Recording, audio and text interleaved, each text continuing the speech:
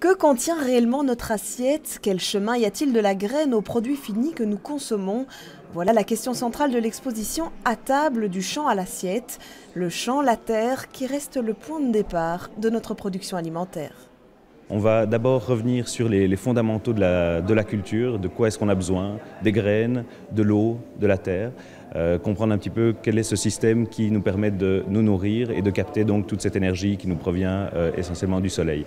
On va aussi évidemment donner la parole à ceux et celles qui font l'agriculture aujourd'hui, et donc à travers toute une série de témoignages qu'on peut voir, ils nous expliquent un peu les conditions de la production alimentaire aujourd'hui. L'exposition organisée dans le cadre de l'année de la gastronomie 2012 est accessible jusqu'au 3 juin à Tour et Taxi.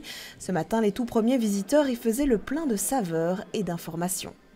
On a déjà appris beaucoup de choses à propos de la culture et de l'écologie.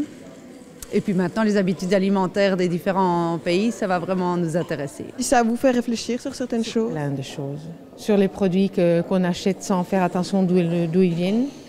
On voit un peu l'émission de CO2 quand on prend des fraises en décembre. Enfin bon, bref, oui, ça me fait beaucoup réfléchir. Visuelle et interactive, l'expo révèle quelques chiffres étonnants.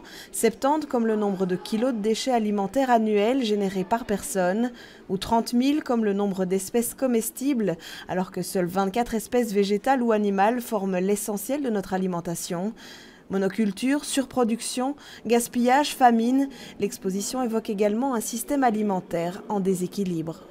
On veut surtout faire prendre conscience aux gens que l'alimentation n'est pas banale. C'est vrai qu'on vote 3 fois par jour en faveur d'un système qui aujourd'hui pose de réelles questions à l'ensemble de la planète.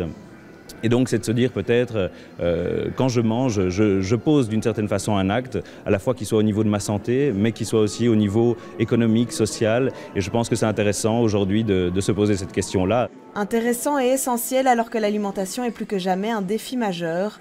7 milliards de bouches à nourrir aujourd'hui, 9 milliards en 2050.